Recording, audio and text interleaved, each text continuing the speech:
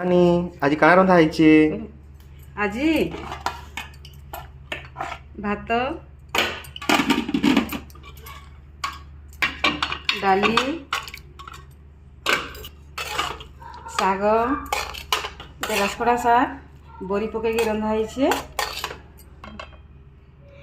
এটা চিঙ্গুড়ি হলো ছুয়াঙ্ক favourite.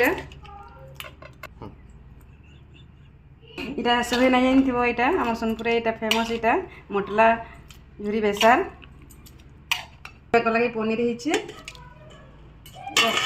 Veg বলকার লাগে পনির হয়েছে। হ্যাঁ, এটা দহি বুন্দি, এটা চিটকিমা, এটা পাগ কর্মা।